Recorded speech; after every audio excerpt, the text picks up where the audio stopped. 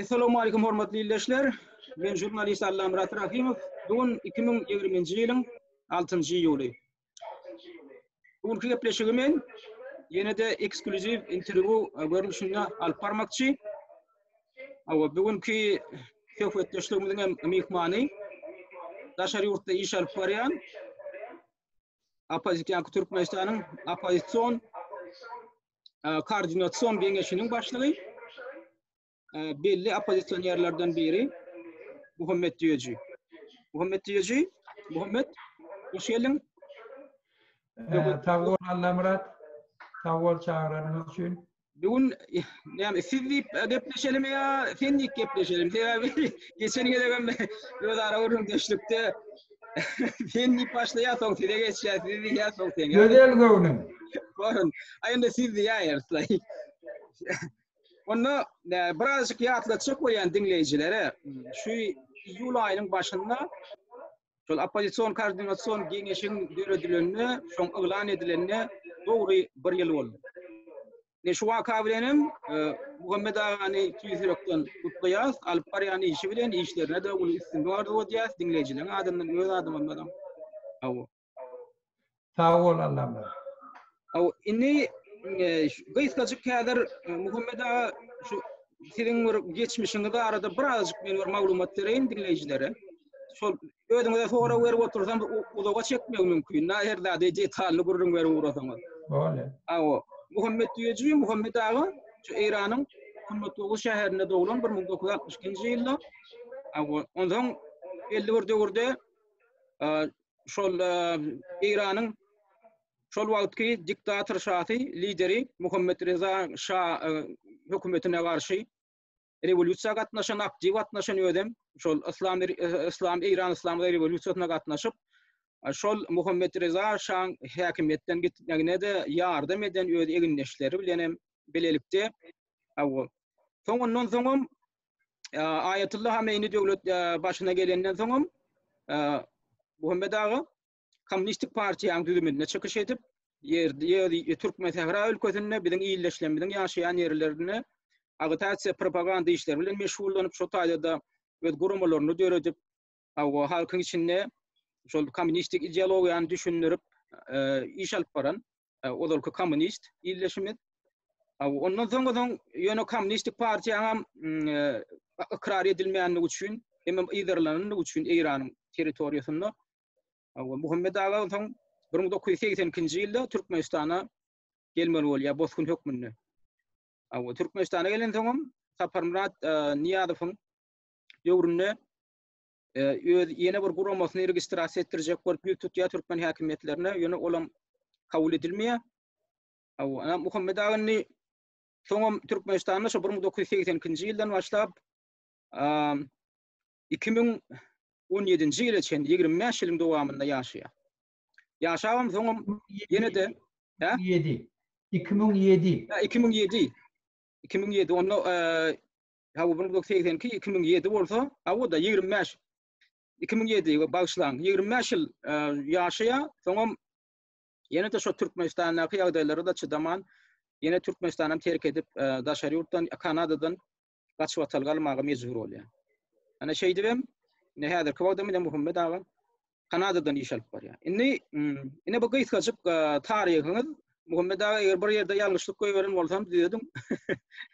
Bir şu tane bir komünistik partiyan ağdatı bolsa biz şu devirde Türkmenistan'ı avtonom edecek bolup görüştük. Şol için biz şu devirde bütün şan vaktına, şan devrine Türkmenlerin elinden alan yerlerini Türkmenlere kaytarıp verdik. Şolun hem oğulurdu şura diyorduk, şurayı görünüşünde ekip halkın ödeye çıktı. Şu neçenliğine şu devam ediyor. Şol için biz Türkmenler öde bir avtonom olup öz yurdun özleri dolandırıp özleri şu da adamlarını, kadırlarını hükümet dolandırışına aktif katlaşmak için ulu işler alıp vardı. Yani hükümet onu cıdamattı, ondan benim karşımda iki edep bayanı yararlı bizim üstümüzde çoğdu. Şundan tamam adam bir yenilip de Türkmen Sahra'dan kayıtmalı oldu. Şu devletin şuralarında häzirem iş alıp barýam, ýani iş alıp baranok şu şuralar. Alpıyor şuralı o önkü görünüşünde de yönü yerli häzirem şu Türkmenlerin eline. Başka görünüştü. Ýöne Şolar bu gurama hökmünde galy da siz şolary döredip ba işleýärler hawa. Atı boldy.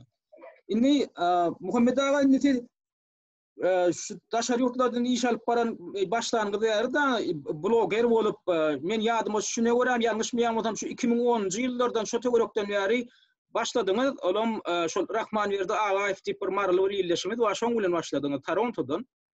Ondan şondan soň çok dürli formatda alyp barabam, soň öz başlyk çykyş edip başladyňyz. Geçen ýylyň bir ýazyndan başlap birak şeýle dämi?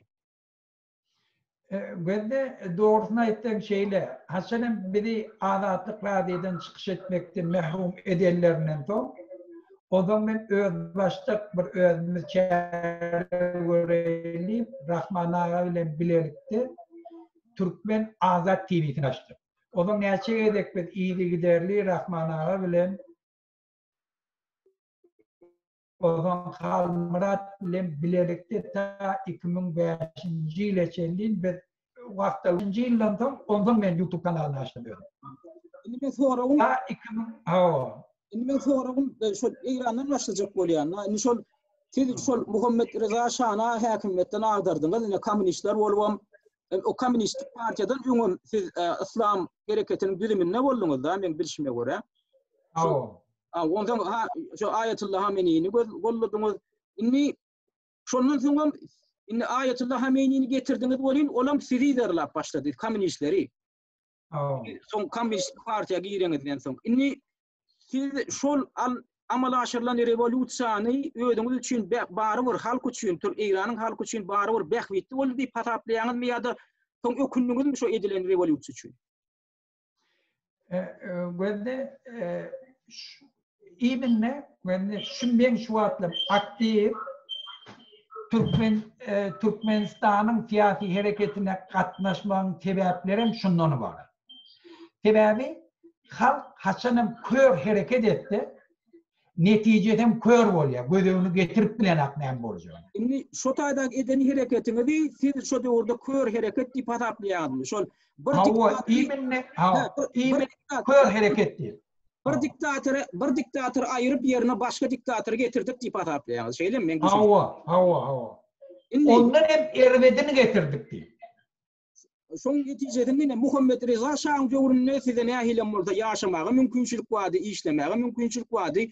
Ýöne ana Ayetullah Hameni'ni getirdiňiz bolýan, o taýda ýaşamagy da mümkinçilik bolmady. Gaýta olar ýaragly üstünde hüjüm etdi diýäňiz da şol Türkmen ülkesine.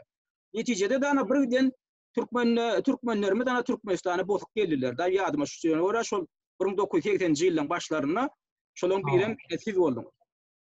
Indi soňdan Türkmenistana geleňizden soň o taýda da size aňsat bolmady da iş alyp barmak men bilişime görä sebebi şu taýda bir gurama döretjek bolduňyz. Ýani 2005-nji ýylda siz şu dünýäde henüz oturýarka Azatlyk ýoly syýasy platforma atly inisiatiwa toporny registrasiýa etdirmek üçin hökümete arza berdiňiz, ýadyma şuna görä. Adalet ministrligine. Şonam Niýazowyň hökümeti kabul etmedi. Nämeden gorkdy? Siz onu opozisiýon gurama hökmünde registrasiýa etdirjek bolduňyzmy ýa-da ýöne bir jemgyýetçilik gurama hökmünde registrasiýa etdirjek bolduňyz? Biz şonu inisiativni topor diýip registrasiýa etdirjek boldyk. Bir общественный политический topor diýip. Şol üçin iminli politiski platforma goýduk.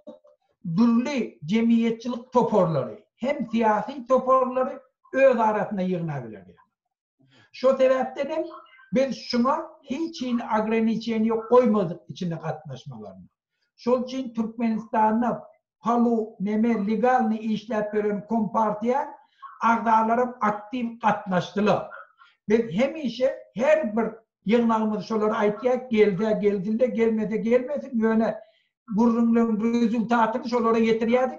Sizin şuna koşulduğumuz bolsun, öz fikrimizi aydıp durup verilen proyekt realni bütün halkın beafidin eyapleri yani. Yani ne ilim varsa bari şol öz boluşdy bir opozisiýon Topar opozisyon platforma hükmünle yüde çıktı da. Şolan Niyazov'un hükümetini gorkuzdu deyip azaplayaldı. Yani çünkü şol Niyazov kabul etmedi şol platforma. Niyazov hiç vakt her kim çala ondan başka çırak fikret oldu, onu ayıracak oluyordu. Neutralize edecek oluyordu. Şol için birinki anırda köp adamlar var, Niyazov bırakları hiç umsteni düşürene. Böyle oti, kimle bağ içinde, kimle katmaşı oti. Ya bir giydiğin de edemde yapmadan. Hep dedim, kat baranla da prosto ola, nereye gir oluyor. Teber eğer bir öceştirsele, tersine uğrayacağını biliyordu. Türkmenistan'a gelenizden son 82. yılda geldiniz. 1989 yılda da adı verilip opozisyon halk hareketi düredildi da. Yönünde şu hareketlerin düzümünde benim bollum molin yönü neyem çünür hiç sizi görmedim şu kuramağın başında. Eğer onu yal opozisyon iş bilen meşgul olmak şu olan olsanız neyem çünür de orada gelmediniz opozisyon. Men 1989 yılda ya 88 arada verilen birinci siyezdi oldu. O mummağın seyhinler. Şonda men bağırdım, afisarını çağırdım. Men var yine bir Türkmen oğlu. Biz İran Türkmenleri tarafından afisarını çağırılıp şu tadı buldum. Şu prosesin hem bilen, arada verildiği görevden adamların hemmesi bilenem. Ben hemişe yakından aragatmıştım. Yani son şu yığınaklarda gelen yoktunuz da şu demonstrasyonlara, yığınaklarda... Hava, hemmesine men var. Boştun tanıyanlar, hemmesine men tanıyanlar. Daşından bağırdınız, yani içine gelmediniz de. Ben şunu soruyorum. İçinde de var. Yani ben her şeyi görmedim. Mümkün, benim seni göremem. Benim hiç şu tarzda yardım edildiğine, yani ben hemmesine başlıyorum. Kılıçı kovtanayanlardan, kılıçı yarmamaydı. Şu 11. mikrorayonlarda şu ustahanalar vardı hudojluklar. Şu taydamadan yığınak geçiriliydi. Varsak şu tayda yığınak geçiriliydi. O zaman Mautumul'un yadıyarlığını yaptı. Ben senin aftarlığına katnaşamam. Senin aftarlığı siyizliğine katnaştım. Ben ana şuna aytacak ol yani. Afisarlığına belki katnaşansanız onu da men barıp bilmedik doğru. Yo. Aftarlığı çağırılan yer biri. Sizin seyizdiniz birinci seyizde. Muammağın demraj ceniyette bakıyorum. Oynayırlar kadım demedi otiydi falan. O adını ayırdılar falan. Yine dikelttiler. Oradan video düşürdüler. Şu an hem ben var. Şimdi yeni bir soru da siz şu Türkmenistan'da yaşap verenle uğrumuzda meclis tutduğunu kutordunuz. Aşkavat'taki meclis tutduğunu kutorup hemen şu taydaki meclis tutduğun studentler genişine de yol başlığı ettiniz. Onun şu tayda men bilişime göre şol studentlerin durmuşunda da belli bir işler alıp bardınız. Şonda şol işiniz opozisyon iş görünüşünü alıp bardınız mı student dövrünüzde? O cemiyetçilik iş, o opozisyon, o devirde opozisyon diyen dağıt yok. Ve perestroika devri. Yani perestroika olan bizim yol başlarının kellesine perestroika diyen stolun yerini çalışmak mı kalıyordu? Köpleşin yarak paniyatiye vardı.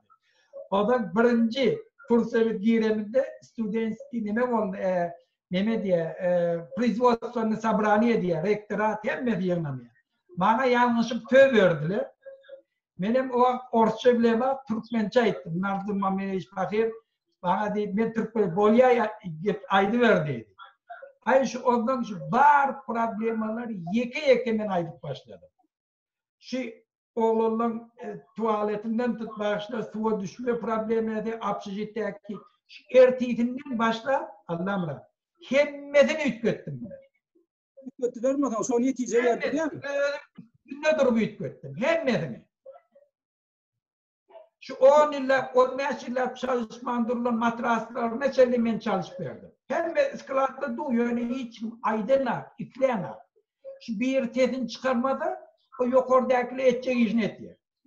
Yöne şu aklım neme vardı, Ahmet Hamidoviç'ti, rahat vardı, şu proyekt kaza etkilerini çağırdı. Beni şu kahar gelip tevavi köp udar şuna düştü. Beni işten çıkardı. Ben elektrik kolu işleyerdim yardımcı oğlum. Yani okuldan çıkarmadılar değil mi? Okuldan. Yo. Nardı bilen ben aram beter kolu kaytım doğat oğlum. Nardı pakir kodatlarına yaman kovuyor. Yeni bir soru. Siz şu Türkmen illeşleminin şu Türkmen sefrali Türkmen maşgalalarından bir 50 teori şu kaçıp botup geldiler da Türkmenistan'a. Dedim şon hatarında. Yani şondan soň Türkmenistan'ın hakimiyetleri size hiç il status vermediler. Grajdanlyk raýatlygına Türkmenistanyň raýatlygynyň bermediler. Bir wagtdaýyn dokument beripdirler bilişimde göre. Ondan ýöne şoňa garamazdan şu siziň statusyňyz nähili şolar ýaly bir näme diýeň bir durnukly bolmasa da siz bary bir Türkmenistanyna galmaklygy saýlap aldyňyz. Da sebäbi men ýadymy şu düşünşine göre bir waka boldy 1990-njy ýylda şol Iranyň Kommunistik Partiýasynyň Germaniýada bir gurultaýy boldy. Şoňa da siz delegat hökmünde çağırıldyňyz. Onuň başga da bir näçe adamlar türkmenlerden delegat hökmünde çağıryldylar Germaniýa. Şonda şu Germaniýa gelen şu Türkmen sehrali illeşleminin köpüsi şu taýda galdylar. Türkmenistana ýygyna gitmediler. Şeýdi hem şu taýdan syýasy bozgunlyk aldylar. Ýöne näme üçin sizde de şonda mümkinçilik boldy da Germaniýada galmaga mümkinçilik boldy. Näme üçin şonda bozgunlyk alman ýygyna gitdiňiz, Türkmenistana gitdiňiz. Näme sebäp boldy Türkmenistana gitmäge? Şu esasy sebebi diňe men näme boldum Türkmenistanda boljakdy. Näme edebildim Türkmenistanda? Şu ýurdum ogurtam boldum, ogurtam bolaýyn, ýöne öz ýurdumyň ogurty bolaýyn. Şu taýda haýgatdan eger men aklym bar bolsa, şu ýurdu ötürmäge men hemme mümkinçilik bolýar öz ýurdum üçin. Şol üçin emin men Türkmenistanda. Ve beýleki oglanlar da şeýle. Bir başga ýurda gidip näme diýdi? Türkmenistanda täze öz başlap dör, täze hemmeden ütgeşi otdy. Şu wagtym şu halkyň ýanyna bolmasa başga açyn bolar. Şol üçin men öwrülip bardym şu taýda boldy. Şol 50 teori maşgaladan ma Irandan gelen 50 teori Türkmen maşgalasyndan ýa-da men bilişime göre bir maşgala galypdyr da. Olara da hiçem raýatlyk berilen ok. Şu Türkmenistanyň wa şu daşary ýurtdan gelen türkmenlerini, öz türkmenlerini şeýle çemeleşmegine nähil baha berýäňiz. Sebäbi garaşdyrlyk ýurunda many SSR ýykyldy, Türkmenistan garaşdyrlygyny aldy bolýan wa şu daşary ýurtdaky biziň türkmenlerimiz umyt etdiler. Ine ilkinji gelip türkmen döwleti diýip bir döwlet berdi. Indi bize eýe çykar. Belki bizi çağırarlar, belki bizi okudurlar. Belki bizi şu döwletiň ösmegine de bizi goşunt goşdurarlar diýip umyt edip İran'da yaşap beren, Awganistan'da yaşap beren, Irak'ta yaşap beren türkmenlere mine biz radioda işleýäk biz bilen gurulşanlar naýdýadylar. Soňra mana şeý dip olan bara lapy keçip boldy. Şeý dip ana ol eden umytlary çykmady. Oňa da ana biz suwutname hökmünde näme görüp otyrys? Ana siz bilen bile gelen şol adamlardan heni birine de raýatlyk berilmedi. Netijede de bar gelenler ýene kimse ýygyna gitdi Irana, kimse mana daşary ýurtlara günbartardan bozgunlyk alyp şeý dip daşary ýurda gitdiler da. Indi şu ýurdun häzir şol alyp baran, şu ýurda alyp baran, hemme menidem şu dowam edýän. Şu syýasatyna nähil baha berýäňiz? Şu türkmenler wagtynda. Şolara eýe çykmak meselesinde alyp barýan şeýle jogapkärçilikdir syýasaty. Neme Allah murat, eger biraz wagt berseňiz men şu biraz aşşak. Bende niýe mümkin bolsa bir gyýtarak, mümkin bolýar. Gyýtarak aýdym da. Bende Niyazov hiç wagtdan Türkmenistanyň öz başlyk bolanlar şoň uğrunu göreşen adamam de gaýtym şu öz başlyk bolmagyny edibilen pätkeligine berdi. Ýöne çäretin Türkmenistan öz başlyk bolandan soň ta 96-njy 97-nji ýylyň ananmadan Türkmenistan öz başlyk bolandy. Hemişe korkup otydy. Hemme zat ütger erti gelip men tutup alyp gider orslady. Şol üçin Niyazov haçanam Türkmenistan öz başlyk ıglan etjek bolanda Niyazov iki tarap oyun oynady. Şu ananmatyklaryň bazatynda halky bir ýyldedip özüň ýygyna çekjek boldy. Halky öz töweregine özüni goratjak boldy. Şu korkusynyň esasynda. Halk gollasa ya bolýan bu taýda daşary ýurtdan geljek bolýan bu taýda oňa näme zyýany bar? Oňa näme hukuk? Şonam aýdym. Bende şol üçin şu başynda bütün dünýä humanitar birleşigini göretmelik ideýan beramede eýem ol kabul etdi şonu. Tebe bütün dünyadaki Türkmenlerin öz iyiliğine çekecek oldu. Şu zaman ardı birliğin bozunklarını eyyem aldı. Bir tavır yol başçılarının, aktivistlerin ötüyorunu aldı. Şeyttirip ol. Hemen içeride şu siyaseti alıp gitti. Ardı birlikler teoreniyor. Hemen Daşar yurtta Türkmenlerin siyasi aktivistlerin şol çiğne ol başında şu siyaseti aldı. Haçanım yurdunu Ukrayna'a edip başlarından ondan gördü. Daşar yurttaki Türkmenler ola hakikatten yüreğini yurdu söyleyen adam. Ola başka da ifleyen. Olan ifleyenlerde diktatör emeline gelmekte. Şolun ifleyenin önünde bolmalı oldu. Ne yazık. Şol çiğne. Şondan sonra şoğa çellin, ta toğumayası bir toğur Daşar yurttaki Türkmenlere grajdanlığa verdi. Yöne bir de verene. İçeridekileri biri biliyor da benim hayatiyetimin değerlerini. Şol için bir de vermekten tak. Yöne Daşar yurtta şunu çıkış etken Türkmenlere verdi bir toğurunu. Sonundan ona mı yatırdı? Şol için niyada dine bir yolla. Men kovsuzluğumu diyen yetmedi. Etken yeteceğini verdi apsalıyor. Şol için bir de hiç vaktim grajdanlık vermedi. Şimdi bir. Onu Niyadov, dine bir Niyadov değil, Niyadov kimi berdi Muhammedov'um. Hava verdi Muhammed. Hava. Şu vakitte şu Niyadov'un tiyadatını yürüdü ya da bunlar şu Daşar yurttan gelecek İslamlık Türkmenle potansiyel opozisyoner oryan olmalı. Tabii şu Afganistan'da yaşatan, İran'da yaşatan, şu Irak'ta yaşatan şolun düşüncesi, şolun dünya arayışı has erkin. Tabii şu Türkmenistan'ın yağdayından olan yağdayı has erkinleyip şu düşünceden uğralıp korkuyan olmalı. Sizin fikriniz şeyle mi? Hava şeyde ol bizim oğlanlarımızın aktivliği bulan avtobiyografi hem bir kendide dura. Niyada bıraktım hem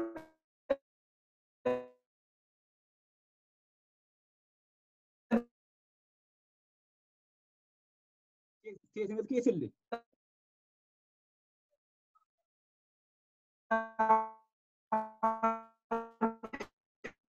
İngilizce bağışlar. öğreniyen adam. Bunun yana birinci İran prezidenti. Haydi ver. Alo. Haydi ver. İran'ın prezidenti birinci de Türkmenistan'a gelenine Türkmenistan'dan Toran'da şu imigrantları iğne verdi. Şu vaktin ağrı verdik cemiyette güçlü, şolun tesiri bilen bir de iğne verdirmedi. Hemen niyadamı bu hakikat şol. Hemen şu vakti iki tema vardı. Biri İran bir atomlu elektrik istasyonu kuracak böyle gurrunma hatta şu Granitsa'da.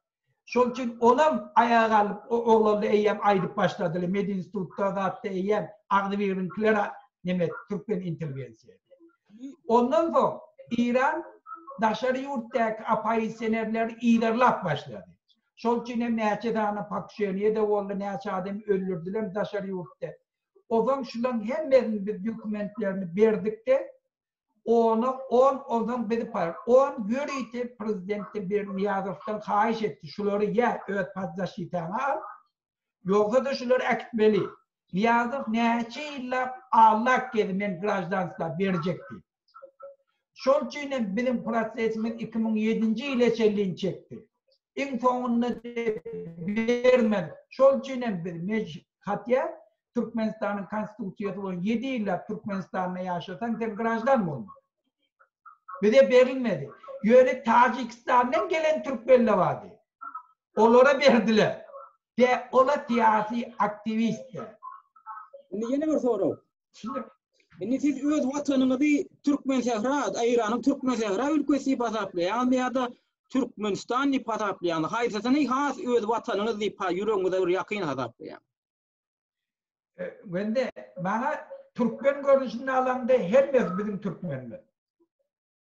Ben doğan yerim İran'ın Türkmenleri. Yöne şu aradaki Granitsa'nı ne sen çektin ne ben çektim. Ne şun çekilenden sen haberim var ne ben haberim var. Türkmenler böylenden ne bizim Ece Kakamız, ata babalarımızın haberi var hiç kime. Yöne neçe yıldan sonra geldi de aramızda film çekti. Şu için dine şu filmi görüyorum. Başka da göremem. Biz şeyle arayanız da has giyinişrek arayanız bu mesele da giyiniş karayış bilen arayanız. Yöne beýnansak da ne bizim illeşlemizin arasında sizi yani ki İranlı diyor ciddi vaatlandıryanlar var. Nasıl diye ödümüze maydiyanlar da bana her hili hat yazyanlar ama ay diline näme inip söýänler var diýdiňiz bir ara gururum göçdükde.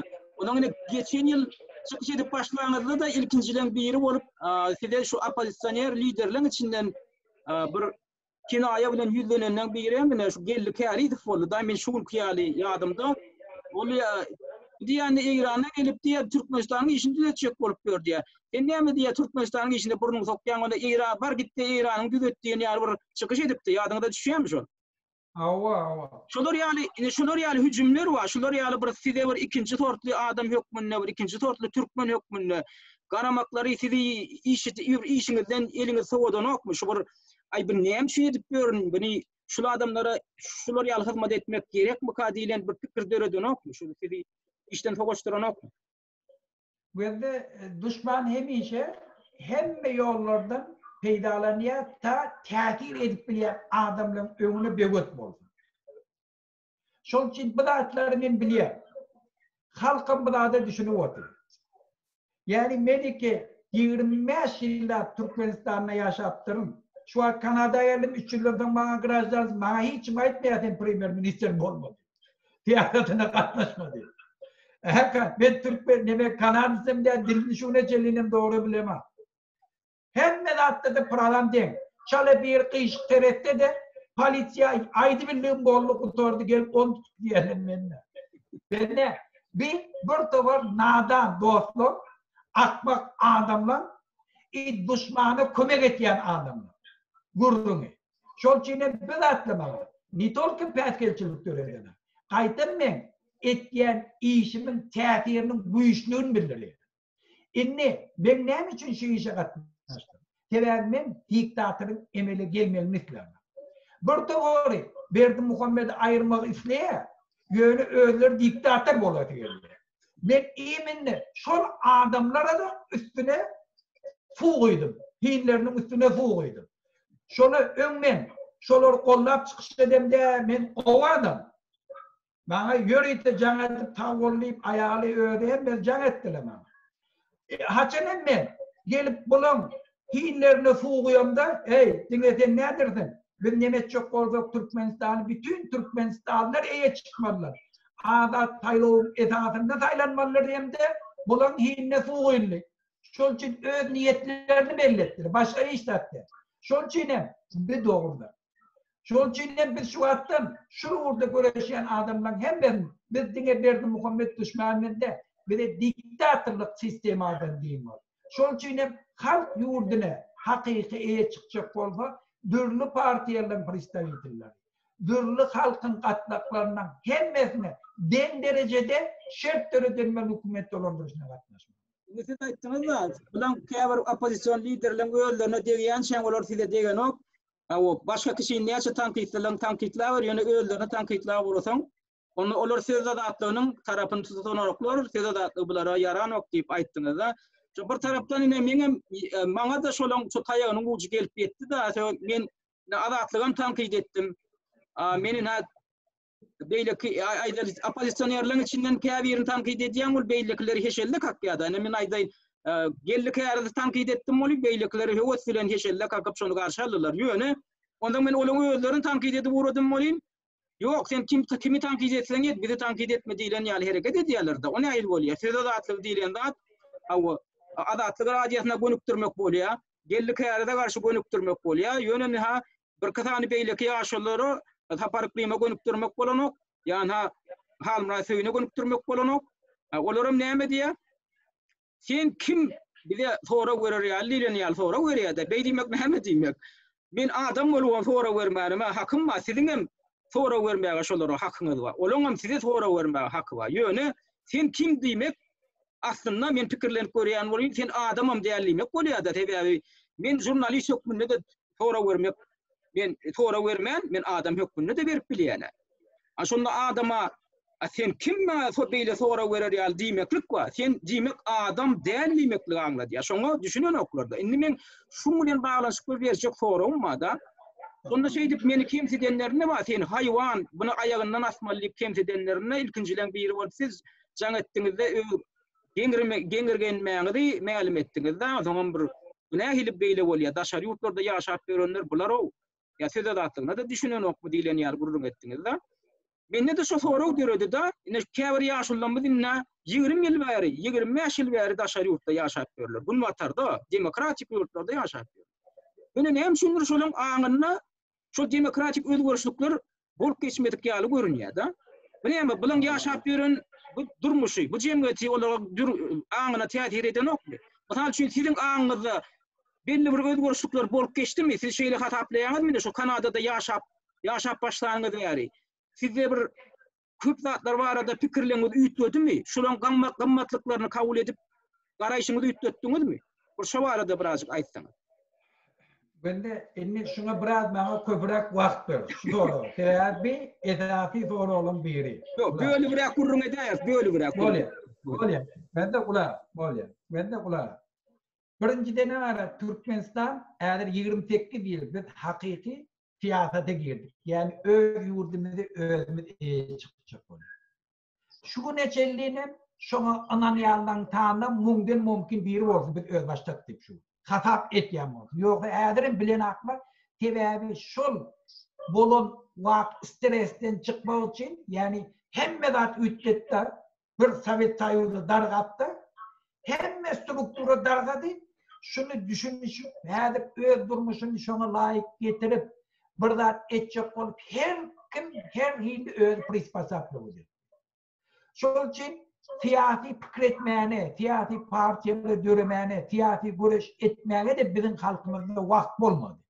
Sebebi eýetçilik bir sistemadan çykdy da bir hanyň eline geldi. Hanam näme etjegini eýlek-beýlek urunup, o zaman en soňkunda halkam ne öý özüninki, ne yer özüninki, ne iş özüninki. Şol üçin hiç daha da erki ýok. Şu halk öz gününü görjek bolup türlü ýollar bilen çebeleşdiler. Yani 28 ýyldan soň inni geldiler. Bizim ýaşaýyşymyz näme dogry, beýle bolmaly, başgaça bolmaly. Beýtirip biz bu problemi çözüp bilemde şu öňünden gaçyp bolmaly. Onda çözmeli. 28 ýylyň netijesinde näme boldy? Bir tabak hökümetiň içinde işler, şu hökümetiň hyzmatynda bolup gününü görjek bolup, görse türmeden çykdylar. Şu hizmet, şu devletin öňünden çykyp ol bir iş netjek boldular. Yine peýda diýok. Biznes etjek boldular. Hemme bankrota düştü, türmeden kelle çykardylar. Yer aldylar. Yerep özüninkide akaýys aladylar. Olam gaýtyp otady öňküden beter kul derejesinde inni eken buğdaýyny bir haltadan öz aldylar. Polisiýa dugapdy. Öýüne mellek tiplerdi, öýüne buğdaý ekýär, polisiýa gelip buğdaýlarny alyp gitýär. İnni halk şunu, şol için men näme diýjek bolýar? Bizim siyasi tejribemiz ýok. Şu hem halkta hem devlette şoňa partiýalar da atrajen aktivinin içinde de bar. İnni ikinci soraw. Öýüni başga soraw adam. Men aýdýan, inni bizim gurrun ne diýen adamlarymyz bir ýam daşary ýurda gün watar öýlen. Olaň aňynda näme üçin özgörüşlik bolup geçenok? Olar näme üçin Türkmenistanyň içindäki ýaly alyp barýar da? Ne onu bir gelip yaşamak näme gerek? Bu taýdan alyp girmejek boldy. Yo endi näme üçin yaşamak gerek? Endi her kim öz taýlaýan ýere aýdyp ýaşajak. Öýleme bolýar. Bolýar, o tarapyna bolýar diýeli. Ha, her kim öz başyny çarap, başyny alyp kaçmak üçin geldiler. Bu taý gelen soň bir bu taýnyň düzgünlerini, bu taýnyň jemgyýetçiligini, gammatlyklaryny öwrenmelidir. Eger özüň demokratik hataplaýan bolsaň, özüň hem demokratik jemgyýetde ýaşap beren bolsaň, bir zatlar almalydyr ýaşap beren jemgyýetinden.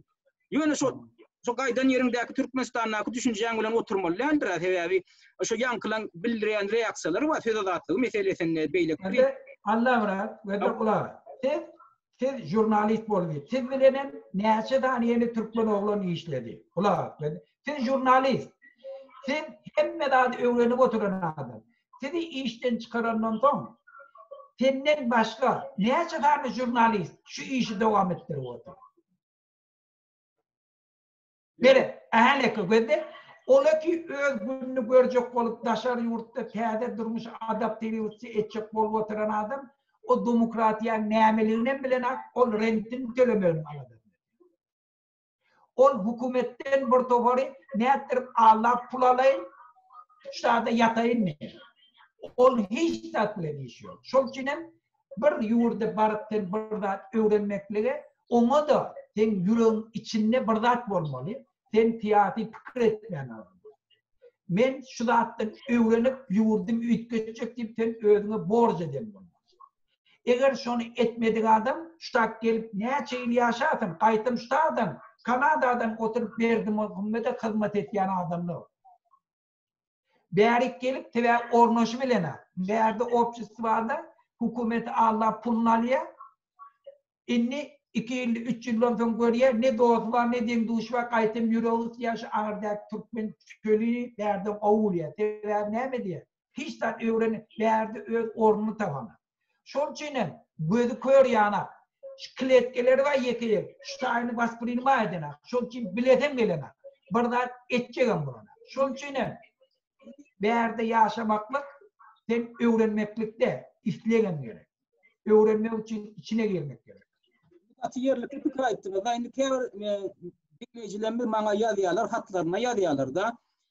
Bu diye eğer yurdun içinde birden hükümet ağdarlışı olup opozisyonerler şu tayip barayanlarına diye. Şunu adamlar şu tayda demokratik cemiyet kurup verirler mi bize deyip sonra koyuyorlar. Sebep onların görüp oturuyorlar, bulan uyadara katnaşıklarını görüp oturuyorlar, reaksiyalarını görüp oturuyorlar. Size zaten meselesinde de adında. Şimdi şunlar dinleyicilerimizden hem kevirine anam yok şunu. Bir taraftan Türkmenistan'ın içinde yakıları. Türkmenistan'ın içinde yakıları bir bağlamaklığa bir hukukluğa. Ne için?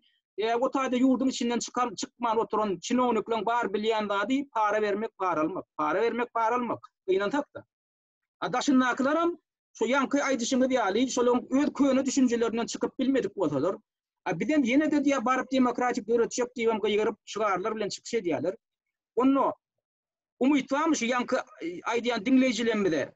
Biz neyme vaada verip biliriz? Şolara biz vaada verip biliriz mi? Hakikatten hem şolar barsa, şu taydaki opozisyon liderler barsa.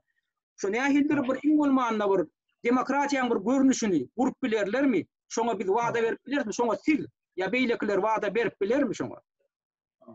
Ben de yankı soruğa cevap verecek olsam şeyle. Şol çiğnem ben Haçanam Berdi Muhammed'in ölümü gurrun yayranına koordinasyon nisavet yerine geçirenine birinci ben şu tada aydan sözüm şu vakt bolmanır dedim. Yani şu Şu soru beylikleri de verdi. Tevavi biz tayinle hadir Berdi Muhammed'in yerini almanı. Neydi? Hava. Hadirem gördü. Şol çiğnem ben. Hadir aydaydım. Biz tevavi yine bir dikmederdar getirip oturmakları mümkün. Şol çiğnem biz şu tada eğer lozin kayırıp başladık. Yapık kapılar ağırdığında bir adam paylaşmaz. Şunu giyinden yayrattı.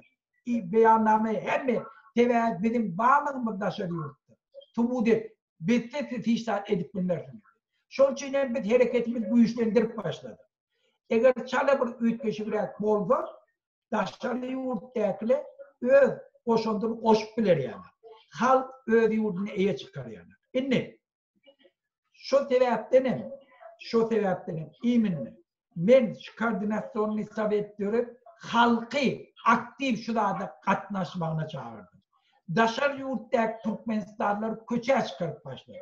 Şu neşedani peydatı var. Ben önkü aydınlan bir tarafta düşmana adalet tesiri. Şimdi bizim ölmedi bu halk hükmünde. Demokratiyan Türkmenistan'a getirmek. Şu proses bizim içimizde lider yönetiyor. Şu proses ben birimiz bile olmuşup işlemeni üretiyor. Şu proses dürlü toporları birbiriyle düşünüp birbirinin gerekliliğini bilip olmuşup işlemek şarttır. Şimdi bir soru var. Yine siz öz platformanızı ürettiniz, koordinasyon genişti. Ana devlete partiyatı var, Türkmenistan'ın Saylo Parti, Saylo platforması. Olar öz platformasını üretti, olan parti değil, olan platforma.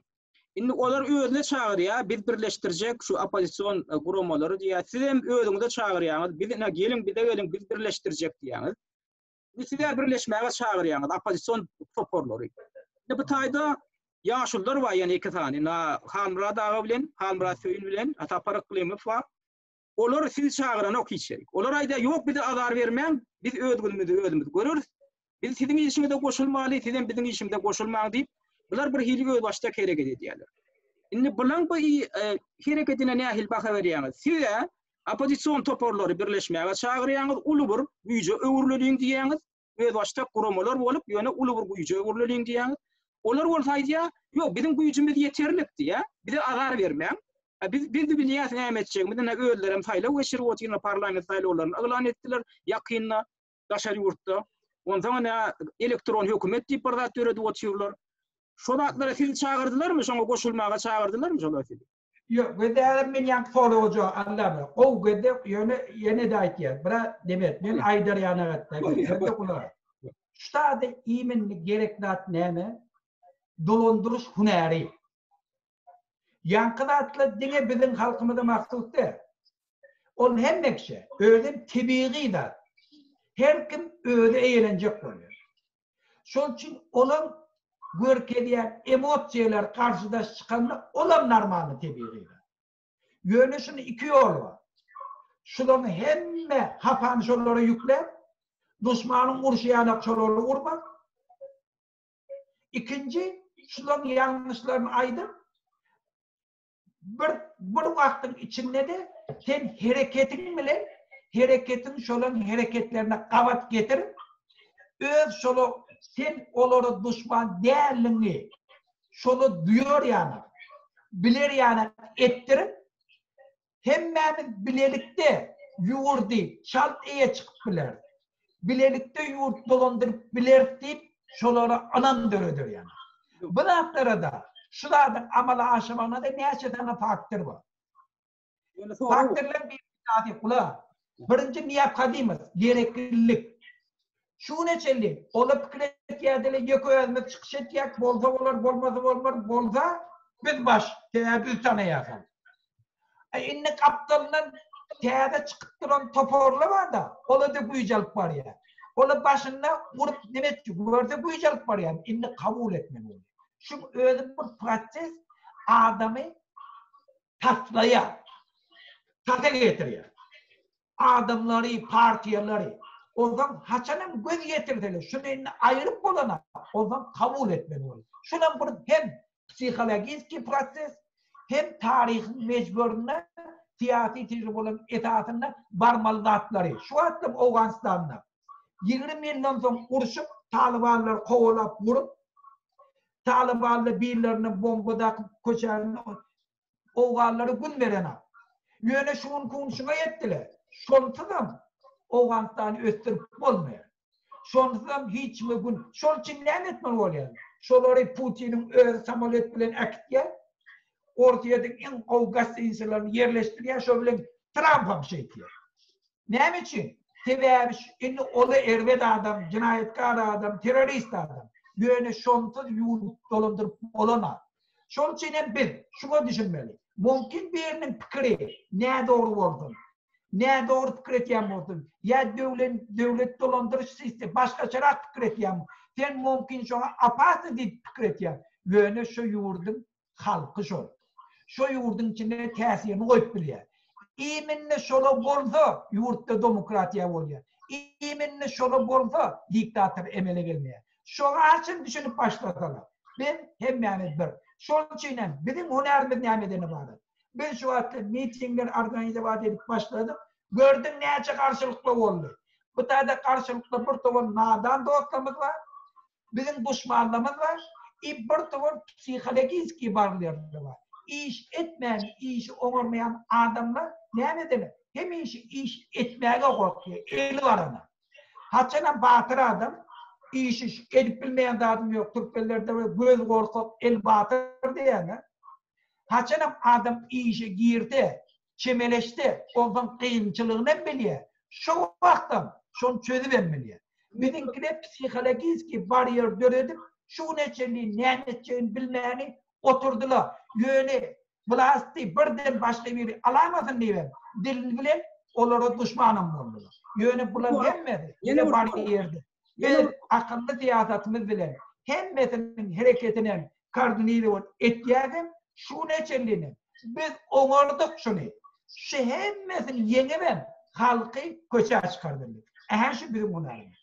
Indi sizin ýanky diýen zadyňyz siýasatyň dilini metod принуждения diýilýär da mecbur etmek metody diýilýär. Ýanky olar islemese goşulmaga güýçlerini birleşdirmek islemeseler biz öýdemiz nutga görkedik, şolary mecbur etmeli, halk mecbur etmeli, halka düşündirmeli. Şu biz toplanyp bir güýje öwrülmesek, biz uly bir zarwa urup bilmesek, bu diktator rejimi biz ýykyp bilmeris, aýry-aýry bir kiçirek güýçler bolup diýen ýa-ni.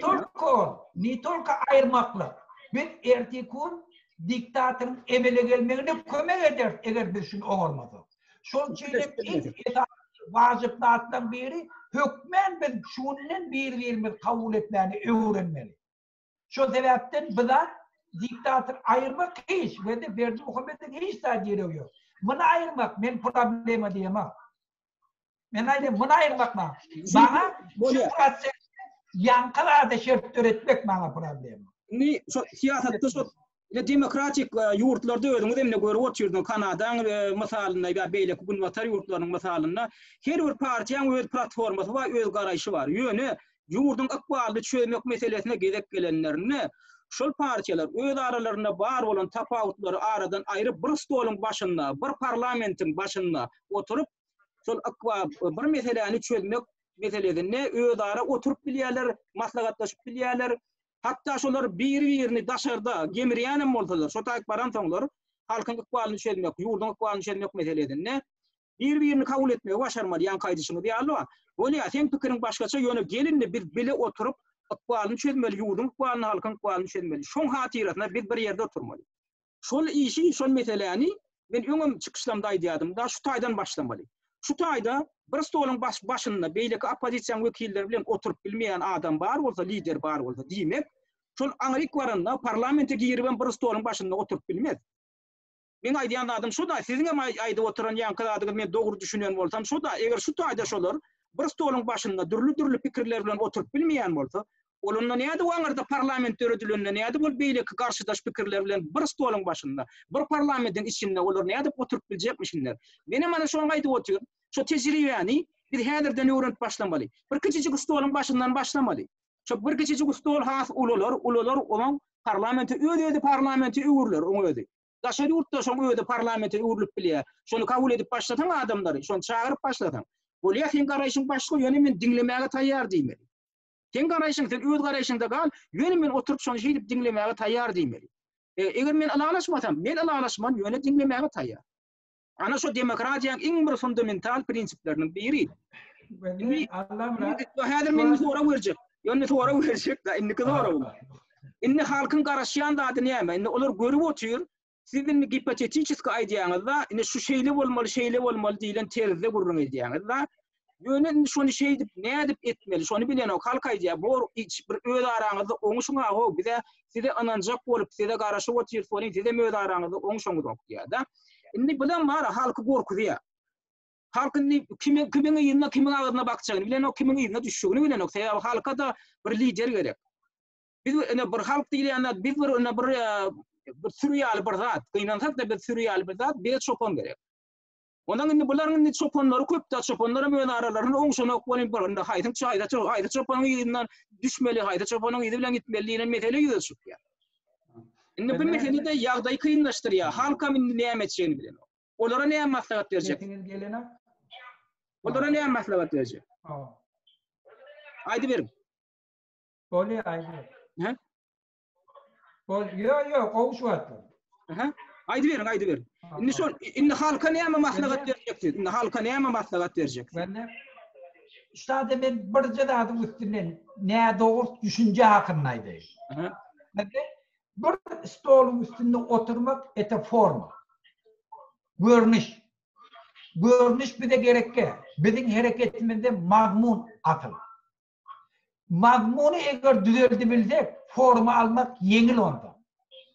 Şol üçin ben häzir dürli toporla işler häzir şu siyasi arenada her kim öz güýjüni görkezýär.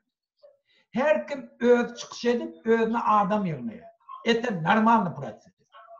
Şu da adam hükmen gerek var. Tebebi sen özün prospekt ettirecek olsan, kabul ettirecek olsan, sen öz gücün görkemli. Şol çiğnen bizimkiler Berdi Muhammed'in karşısına dürlü pozisyondan, dürlü niyet bilen çıkış eten adamlar koy öz pozisyonlarını utruplayad ettirdiler. Koy şon karşısına güreşlerini devam ettirdiler. Şu birinci şart, yankı forma barmak için. Oy güç artırlar. Ne için şolun gücü köp oldu? Hormati hem halkın içinde artar. Hem daşar yurtta artar. Hem beylik partiyalar şonu özünü düşmanlık hata etyenini kabul etmeli olur. Yankı Kerzay'ın Taliban'ı kabul edişi yana. Varıp olur tutup türmeye vatanları indi türmeden çıkarıp veriyor. Kabul etmeli olur. Gidecek yeri yok. Şorçinen koordinasyonlu sovetin hemme programı. Nariyanlı esasda hemme ablumun bir ediboti. Hemmesine biri uruşturmanı. Hemmesinin gücünü Berdi Muhammed'e uğurtturup biz dürlü yerlerde mitingleri, onun isteklerine veriyen pergelçine karamanı bir ediboti. Ve halkım son isleyen, en esasıyla. Halkına yadiyanlatlarını gör, ola da halkın içinde eğer halkın sesine hormat koyyan olsalar, ola da nimet bol olur. Yankı Kerzay'ım Taliban'a yakınlaşayarak, buna da yakınlaşmalı olur Taliban'lara. Eğer biz Taliban'a davet yapmalı. Eğer yok, biz kovupsuz, bizim şu halkın onda biz çaltırak yeter. Uğursuz davası. Görmüş olursa olur. Biz İsleme, biz şu hukukunu yettik. Biz şu işimiz bilelik dedik. En son mitingde, en son geçirilerine. Hemmeden katlaştık. Ben 15. Mayda geçirem de hiç kim, hemmedi. Türmede vurup koydular Türkmenistan'la. 25 bin tane türme vurdular. Şu takbarsanız, yeke samolyot tayinsiz alkışacak oluyor dediler. Olmadı, gördü yok. Bolana, odan kabul etmeli. İsleme. Adamlar hem yanlışı hem köp isteyenlikleri yurtlu ölmeyecek diyenler hem var ne doğru fikret diyenler hem meseni tatlayan, tata getiren de ne halkın hareketi. Cümbüşün öngütmeyi. Halk hareket ediverse o doğumlu, dağıtlı olum için ne diyor başlıyor. İnni sonra yüzleşik ya. Yetati napravleniyor. İnni sonra yüzleşik yani. İnni sonra siz aytdığınız şu halka bağlıydınız, halk hareket etse halk olursa diýäňiz da inni soňky wagtlar käbir illeşlemeden ne bir hili lap geçliklerine beýan edip oturýarlar, ne miting geçip oturýar, inni näçinji edip miting geçirýär bolýan, hi gelýän adamdan sanyna seredýän, hem daşary ýurtda ýaşap beren adamdan sanyna seredýän bolýan, ýöne bir jeňizden bir damja ýaly bir zat diýerler. Ödem ýagdaý imkanlar ütde beren ok. Inni siz şu ýagdaýa seredip Şimdi bizim özgürlüğümüzde şu ağda birlikte kavram var abi. Näçe ýyllap şeýdip halka golgajak golluk bolmady. Ondan prosta adamlaryň eli sogady şol işten. Bizim elimiz sogady. Ay bu halka gerek gel bolsanda bize de gerek geldiğinden pikirden uğralındı. Inni şu ýagdaý şeýdip dowam etse ýene de halk golganmasa. Bir kiçik bir topor aktivistler topory şeýdip çykyp otursa. Ahir bu ýerde bir ýöne bir ýadatyp adamlaryň işini elini işten sogadyp nemetmedmeden hareket yatmadmy? Sizin ýangıjyňyzyň nemen ýangıç diýip boşadyrmak için aýdýan. Sizin ýangıjyňyz ulaga ýetjek ýangıçmy şu hareketde? Ya sizin hem ýangıjyňyzyň gutarmagy mümkinmi ertebir? Wende ulaga atýarym. Men şeýle näçe däl aýdyp geçsek. Birinciden bugun 28 ýyldan soň halk inni bildi doğuran çağırdı doğuran çağırdı var. Şonu 20 ýyllap görenler. Inni şol adamlar şu adam 50 yaş, 55, 60 yaşına yetdiler daşar yurtda 2 milyon tane halk şeyle 1 milyon 2 milyon wende bir adam 2 adam 10 milyon mun adam de.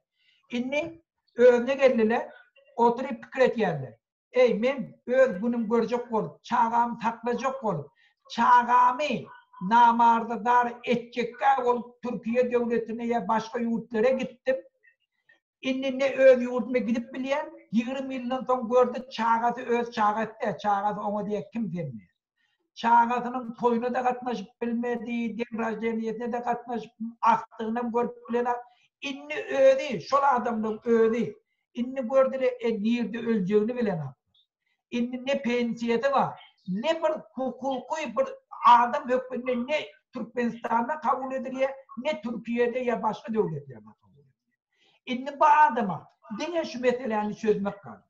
Şol için bizim odunumuz ken yanmağa bir bezaglan içeriyor. Bula adamı. Ve bir, ikinci de. Şu proses bir tovar adam aytiya men şurada buradaydım. Ben de iş etmeyecek adam hemişe bahane verdi. Yine bir en namard adam Güneyni KTK atıyor. Güneyni övünden ayırıyor. Başka adamla edene şol için men edecek. Men edemem. Öyle biz değişmeyetini, hareketsizliğini başkaları etmeye deyip öz günahını kemelçek koyuyor. Şol için şu da adamlarda mahfuz olan hayatiyet. Şol sebepten her bir adam öz grajdarlık borcu bilmeli. Yani şun kul Türkmenistan'ın grajdarlık borcu öz ecemi söyler, öz çağağını söyler, öz maşgalanı, öz vatanını, öz gelecek aladan etmek. Erti kun ne derecede sen ölürsün. Onu Türkiye'de ölü caylama adam tabanlar. Şunu gödevine getirin. Sen şun yanak ölesin geliyor. Şun çiğnem. Bizim grajdarlık, öz borcumuz şu, biz hareket edelim. Ve bir, ikinci de. Hiç vakit değerde halkı günahkar edip oturmanlar. Halk diyelim dünyanın hem mevkinde şeyler. O da İran'ın halkı. İran'ın 80 milyon halk. Ne revolüsyon ederler, ne adam çıktım kalıyor. Ne 80 milyon adamın hem mi koyuyor?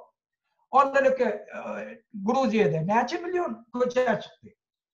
Ola Azık Neme'de Ermenistan'da ne adam koçer çıktı. Ola Ukrayna'da Kiev'in içinde bolon, ne bütün Ukrayna halkı koçer. Yok. Şun kul. Bir tane aktivist eline baydak alıp çıkanlar bizim tapavutmuşunlar. Şu bütün halkın ifleri. Ukrayna o dedi. Ukrayna kapma karşılıktı. Ukrayna moş 50% adamlar şu tak nemeye çıkan adamla karşıdır. 1% moş Kiev'de sentere çıkandırlar. Şonu raydaşlık bildiriyen moş mesela 30-40% içinde ay şulan doğru olmak mümkün deyip aytiyalı oldu. Yönetmenin aktivistlerimiz köçeye çıkanlar. Yani Ece Kakalan bütün Türkmenistan'ın en yüreğinden çıkanlardı. Şu oturanlar eline oşağı oturan Zampret ministerler şolanam aytiyanlardı. Şu yönü ola aydı bilemem. Şol için mazmun taraftan birce adamım köçeye çıkıp iyi giderli hareket etti. Yani bütün halkın iflerini baydığa tıkıyor. Şol için son aznaçeniyeti beyleki yurtun içindeki bolyandan köp. İkinci de. Üçüncü de. Ben de kulağa. Benim etiyen hareketimiz. Hiç vaktim hem halkı köçeye çıkarmak gerekiyor. Yöne biz diğer halk şol için bir tovar adamla beylekine çıkanak diye şu ne doğru da yani onu kıyıgır oturmalılar. Halkı günahkar edip oturmalılar. Halka binamız bir vicdanlı oturmalılar. Bizim halkımız korkak diye oturmalılar. O akmaklık şey demektir. Yani intelligent diye, yani günahını övümden ayırıp halkın üstüne atıyor. Şuna ben nadan diye. Ya bu urda sürfora var. Urda sürfora var. Ne adamlardan ne fikirdir ya? Benim şu mitinge katnaşıyanlar yerinde öyle koyup görüyenler katnaşıp oturuyor. Bu adamlar var. Dinle öyle çiğneden nokta halkı çiğnedi ya da. İnni halkam şon kadrını bilmegin yerine halkka ite olara ay neme de oturuyorsun deyip karınlaşlar жаңа de oturuyor gayet diye katnaşma diye inni şon kadrını bilmeli adamlar bulara gayta tüye oturuyorlar bulara gayta iyi gözün sürtüyen. İnni bularım düşünüyor o. Bizim öldüğümüzde şon yani olduk şu yağdaydı aldı bir yürüktü. Bizim düşünüyoruz o. Biz halkı çünkü diye halk kadrımızı bilen o. Halk istemeyen yani. İnni diyme onu şu halka şu gerek mi ya gerek değil mi? Belki halk tayyar değildir. Belki halka bıraklar gereken değildir. Aşo pikir ýüze çykýar. An olara näme maslahat berjek? Şu görgüli gatnaşyp beren. Indi bir tovar adam ak yürekden diýileni aýtýarda, halk gallyrjak bolup aýtýarda. Muny düşünüp bolýar bir metet hökmünde de. Ýöne şu metette de gelip hemişe iyidi giderli gaýtarap halky günäkar edip oturmaklyk on öyle bir nadanlyk. On hiç gerek hajat ýok. Sen şuna ünt ver. Halkın aýtýandagy şu köçe çykýan hemme halkın interes barmy ýokmy şonda. Şu wagt luboy bir teatrçy. Gelek adamlar Asolsam ömünde bir adam plakat alıp aýtýar edip ey diýe men 2 ýyllap çağam göremek ben çağam göresim gelýär. Şunu baryp sertçedip gördi. Hakykatdan hem şeýle şu diňe şu öýde aýtýan ýa bütün eýýän göz ýetirýär. Bütün halkın eti kommunitarny katastrof. Şol üçin ýöne näçe halk aktiv şuna gatnaşda Berdimuhammed çak aýryp biler. O bir fakt. Şol üçin biz halky köçe çykarmagyny aktiv gatnaşdyrmagy bizim borjumyz şoňa ýol gözlemeli. Bu da näme? Sen özün pikir et. O ýol bolmasa bu ýol. O ýol şoňa ýol tapyp biz halky şu akly gerek. Halk inteligensiýadan şonu isleýär. Biz ýol tapyp indi gelip bizim inteligensiýa dur kulak ata. Bizim inteligen daşarda oturup halk hereketini etdi. Öýde ýöne ýok ben oturjak hiç bilen gepleşjek diýip oturmak bu nadanlyk. Bu nadanlyk.